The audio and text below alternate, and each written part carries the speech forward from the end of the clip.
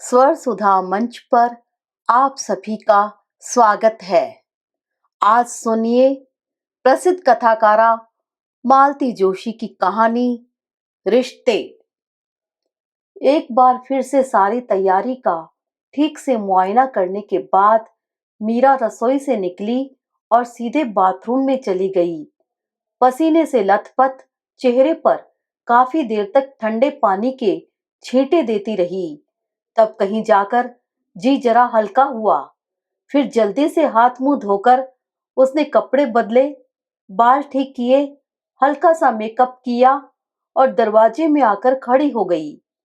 5:30 बज रहे थे। स्कूल कॉलेजों से छूटने वालों का रेला समाप्त हो रहा था और अब दफ्तर वालों की बारी थी। घर लौटने को आतुर इस भीड़ को देखना उसे अच्छा लगता था। उसके अपने बच्चे इस समय खा पीकर ग्राउंड पर पहुंच चुके होते हैं। पति के लौटने में कुछ समय रहता है। यह बीच वाला समय दरवाजे पर अच्छा कट जाता है। 5:45 के लगभग महेश की साइकिल आती दिखाई दी। उसने दूर तक आंखें गड़ाकर देखा और कोई परिचित साइकिल आसपास नहीं थी। फिर भी आशा में वह सड़क पर नजरें गड़ाई ही रही। बरामदे में महेश की साइकिल खड़की, तब कहीं उसे होश आया। उसे बैग पकड़ाकर महेश हाथ मुंह धोने चला गया। मीरा किचन में आई। मेज पर 3 लोगों का इंतजाम था। उसने चुपचाप एक प्लेट उठाकर रख दी। अरे वाह, आज तो दही बड़े बने हैं। तौलिए से हाथ मुंह पोंछता हुआ महेश किचन में आया तो खुश हो गया। मेहता साहब नहीं आया आज? प्लेट में दही बड़े डालते हुए उसने पूछ ही लिया आखिर। हाँ भाई, मेहता साहब तो नहीं आए। आज तुम्हें मोनोटोनी से ही गुजारा करना पड़ेगा, पर चिंता मत करो, दही बड़ों के साथ पूरा न्याय होगा। कट कर रह गई मीरा। पता नहीं उस दिन किस मुहूर्त में यह बात उसके मुंह से निकल गई थी। मेहता उस दिन यूं ही फॉर्मल हुआ जा रहा था कि रोज रोज भाभी को तंग करने आ जाता हूँ। तब उसने शिष्टाचारवश कह दिया था, नहीं भाई साहब, आप आते हैं तो अच्छा लगता है, थोड़ा मोनोटोनी ब्रेक हो जाती है, नहीं तो इस छोटी सी जगह में तो दम घुटकर रह जाता है। बस तब से महेश है कि जब तब उस बात को उछाल देता है। वैसे मीरा ने बात एकदम गलत नहीं कही थी। सचमुच उसके आने से घर में एक नया चैतन्य आ जाता था। रोज रोज की उबाऊ दिनचर्या में भी एक रौनक आ जाती थी। दिन भर खपकर नाश्ता बनाने में, शाम को तैयार होने में एक थ्रिल आ जाता था।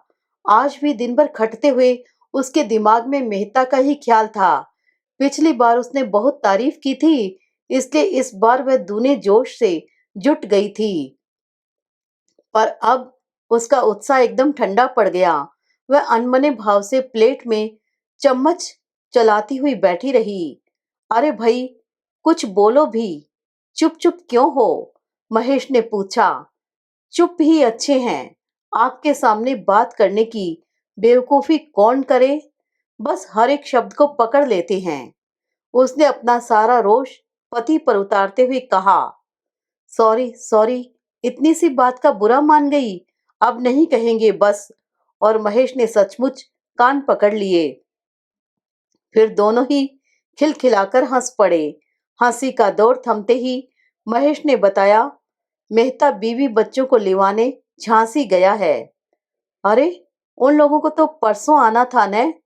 क्या पता, शायद रिजर्वेशन जल्दी मिल गया हो। दोपहर में ही टेलीग्राम मिला था। कब तक आ जाएंगे वे लोग? क्या पता, शायद रात हो जाए। तो खाना वाना बनवा लें? नहीं, मना कर रहा था, वहीं से खा पी कर आएंगे वे सब। वह चुप हो रही। शाम का खाना बनाते समय भी उसका मन मेहता की बीवी के आसपास चक्कर काट रहा था। उसे वह सारे इंतजाम याद आ गए जो उसके स्वागत में किए जा रहे थे। पर्दे मीरा ने खुद सिलकर दिए थे। एक डिब्बे वाला कूलर, एक पंखा, एक अलमारी, एक स्टोव, पता नहीं कितनी सारी चीजें खरीदी गई थी। मीरा ने ही सारी शॉपिंग की थी। मेहता ने कह दिया था, भाभी, मैं तो इन मामलों में कुछ जानता नहीं, आप ही थोड़ी मदद करवा दीजिए। मेहता का उत्साह ऐसे छलकता जैसे बीवी पहली बार घर आ रही हो। मीरा को तो सचमुच रश्क होने लगा था। रात 10 बजे बटुकलाल चारपाई लेने आया तो उसने फिर एक बार खाने के लिए पूछ लिया, पर बटुकलाल ने बताया कि साहब लोग खा पी कर आए हैं। चारपाई और एक गिलास दूध लेकर बटुकलाल चला गया तो वह इसी प्रतीक्षा में कुर्सी पर बैठी रही कि अभी महेश चलने के लिए कहेगा, पर वह तो सीधे जाकर पलंग पर लेट गया। एक बार चलकर देख आते हम, उन लोगों को अगर कुछ जरूरत हो, उसने हौले से प्रस्ताव रखा। पागल हुई हो? इस समय जाएंगे तो गाली देगा वह। पूरे 5 महीने बाद बीवी से मुलाकात हुई है। लेट देम एंजॉय, महेश ने कहा और उसे अपने पास खींच लिया। महेश की बाहों में लेटी हुई वह मेहता की बीवी के बारे में सोचती रही। 11 साल हो गए हैं शादी को, पर मिलन में अब भी वही ताजगी है और एक अपन है। रात दर रात, साल दर साल वही रूटीन चला आ रहा है। घर प्रपंच के झंझटों से दूर रहने वाली मेहता की बीवी पर उसे ईर्ष्या हो आई। सचमुच अब भी वह उतनी ही फ्रेश लगती होगी। मेहता के यहाँ जाने का, उसकी बीवी को देखने का उत्साह एकदम जाता रहा। एक हीन बोझ सा उसके मन में व्याप्त हो गया।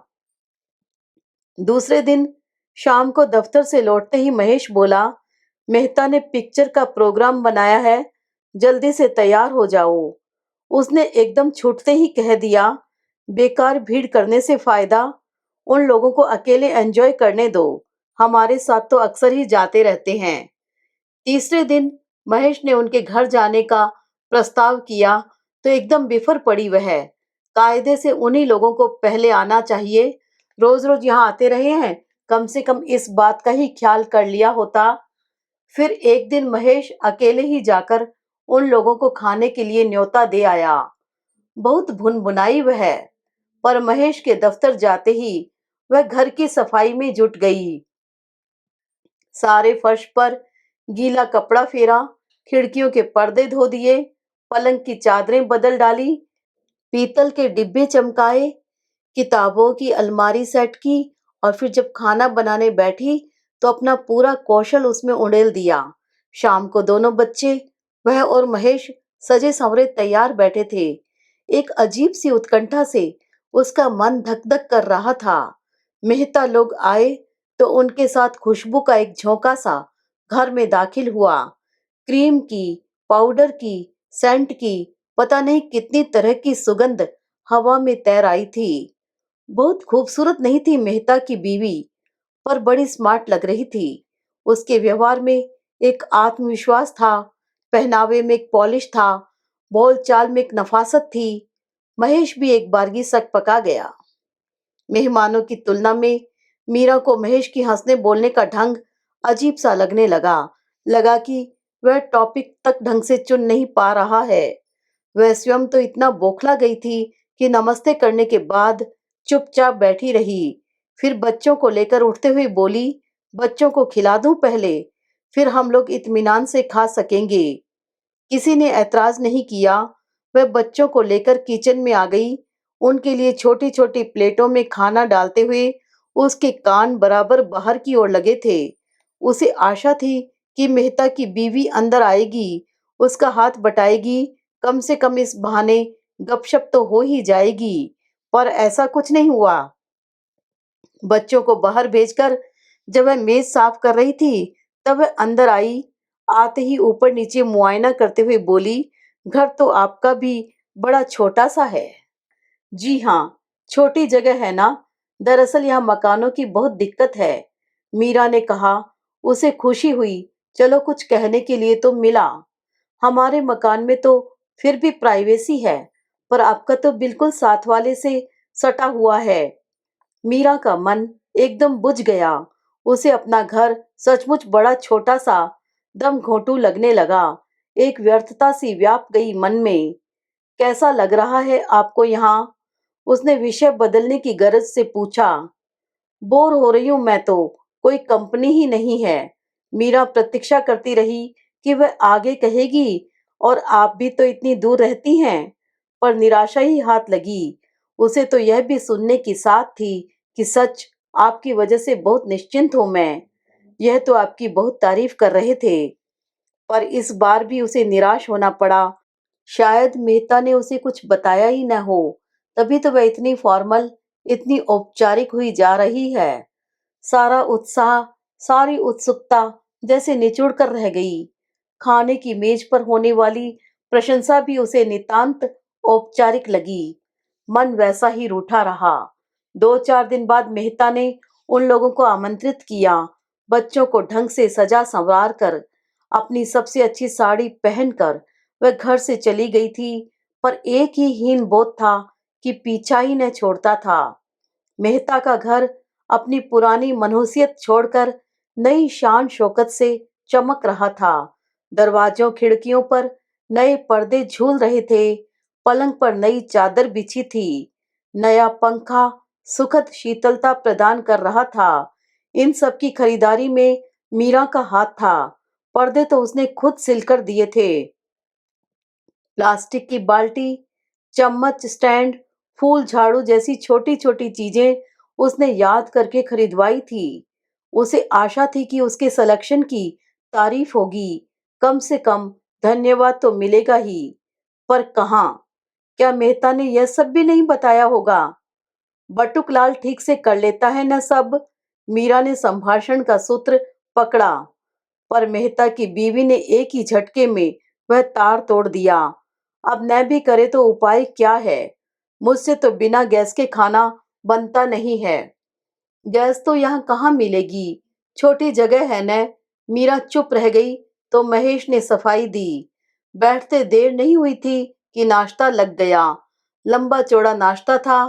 बर्फी, पेठा, दाल मोठ, मठरी, समोसे, सब कुछ बाजार का था। घर पर सिर्फ चाय बनी थी, वह भी बटुक लाल ने बनाई थी। इस मौसम में चाय पिलाना कोई अच्छा लगता है? मेहता की बीवी भिनभिनाई। पर कैसी सिटी है, बर्फ तक नहीं मिलती। बिना बर्फ के शरबत तो गले से भी नहीं उतरता। मिल भी जाए तो बाजार इतनी दूर है कि आते आते पिघल जाएगी। महेश ने हंसकर कहा, अरे क्या बाजार है, इन्हीं गिनी दुकानें हैं, उनमें भी ढंग की चॉइस नहीं मिलती। पंखे के कवर के लिए कपड़ा लेना था, मिला ही नहीं। खाने के लिए दफ्तर की मेज ले आए हैं, पर उस पर एक प्लास्टिक कवर तो ढंग का चाहिए। बस सफेद चादर से काम चला रहे हैं। आप तो भाभी जी यहाँ जमकर रहिए कुछ दिन, तब जाकर घर ठीक ठाक होगा। महेश बोला, यहाँ? माय गुडनेस, ये 2 महीने भी कैसे कटेंगे, यही सोच रही हूँ। सीलिंग इतनी नीची है कि फैन नहीं लग सकता, और टेबल फैन से तो सिर में दर्द होने लगता है। फिर मच्छर, तोबा तोबा, रियली इट इज इम्पॉसिबल। हाँ, 3-4 महीने ये जरा मुश्किल ही होते हैं। हम लोग तो खैर अब आदी हो गए हैं। महेश ने समर्थन किया। सारा वार्तालाप महेश के और उसके बीच ही हो रहा था। मीरा तो चुप थी ही। मेहता भी बीवी की शिकायतों को चुपचाप बैठा सुन रहा था।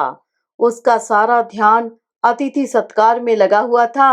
बटुकलाल हाथ में पानी के गिलास लेकर आया तो उसी ने डांटा और भागकर ट्रे ले आया। महेश के कप में चींटी तैर रही थी तो वही दौड़कर चम्मच उठा लाया। बच्चों को संतरे छीलकर उसी ने दिए। पूरे समय भीतर बाहर दौड़ता रहा वह, जैसे वह अकेला मेजबान हो और बाकी सब बीवी भी उसके मेहमान। ऐसे बन रही है जैसे विलायत से चली आई है। मीरा का गुस्सा फूट पड़ा। विलायत से नहीं सही, पर दिल्ली से तो आई है। महेश ने कहा, अरे तो क्या हमने दिल्ली देखी नहीं है? आई है उस दिन से सिवाय कुड़कुड़ाने की कुछ नहीं किया।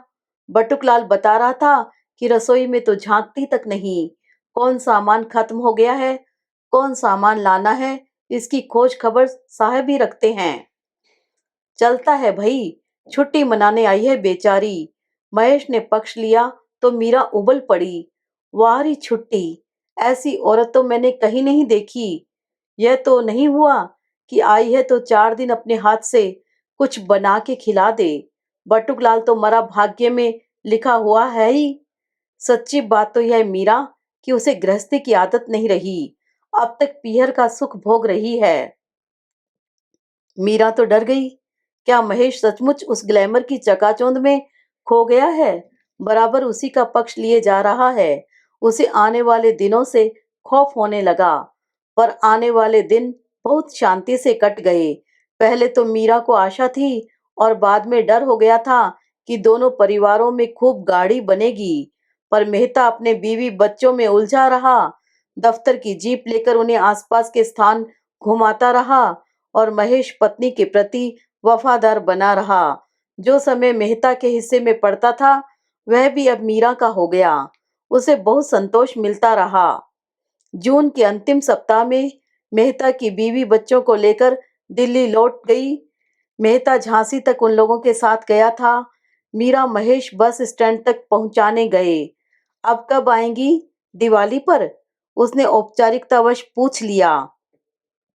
देखिए, वैसे मैं तो इनको वहीं बुला रही हूँ। छुट्टियों में चंडीगढ़ हो आएंगे। बच्चों को भाखड़ा नंगल दिखाना है। यहाँ का तो सब देख ही लिया है। ईर्ष्या का एक ज्वार सा मीरा के मन में उठा। इसे कहते हैं भाग्य। पूरी जिंदगी एक पिकनिक की तरह मन रही है। आटा पिसवाने की चिंता नहीं, धोबी और दूध के हिसाब का झंझट नहीं, सुबह शाम रसोई में खटने की जरूरत नहीं। यहाँ तो यह सब करते करते ही मन बुढ़ाता जा रहा है। मम्मी, मेहता अंकल आए हैं। खेलने जाता हुआ सोनू रास्ते से लौटकर उसे सूचना देने गया। फिर भी उसने कोई उत्सुकता नहीं दिखाई। स्कूटर की आवाज उसने पहले ही सुन ली थी। बीवी बच्चों को घुमाने के लिए 15 दिन पहले ही यह नया स्कूटर खरीदा गया था। यह भी वह जानती थी। आज सब लोग चले गए हैं, तभी इस घर की याद आई है। शाम को अचानक बूंदाबांदी शुरू हो गई। उसने सारी खिड़कियां बंद कर ली और रसोई में बैठी रही। मम्मी, अंकल बैठे हैं बाहर। खेल से लौटे हुए सोनू मोनू ने बताया तो वह लापरवाही से बोली, बैठने दो, पापा आते ही होंगे। थोड़ी देर बाद महेश लौटा। अरे मीरा, मेहता बाहर बैठा है। तुमने भीतर भी नहीं बुलाया। इतनी बरसात होती रही। आपको बहुत देर हो गई। मीरा ने महेश की बात अनसुनी करते हुए पूछा। पानी की वजह से रुक गया था, पर कमबख्त रुका ही नहीं। गीली कमीज उतारते हुए महेश ने कहा, जरा चाय बनाओ झटपट, अदरक वाली बनाना। चाय पीते हुए मेहता ने पूछा, भाभी, आपकी इजाजत हो तो इन्हें पिक्चर ले जाऊं आज? उसने कुछ नहीं कहा, मुंह फुलाए बैठी रही। पर जाने से पहले जब महेश ने अंदर आकर मेहता का खाना बनाने के लिए कहा, तो एकदम बिफर पड़ी। क्यों? यह कोई होटल है या धर्मशाला? जब चाहा ऑर्डर दे दिया। अरे प्लीज, आज अकेला है बेचारा। अकेला है तो हम क्या करें? या किसी ने ठेका ले रखा है? वह भुनभुनाती रही। पर महेश कब से ही घर के बाहर निकल गया था।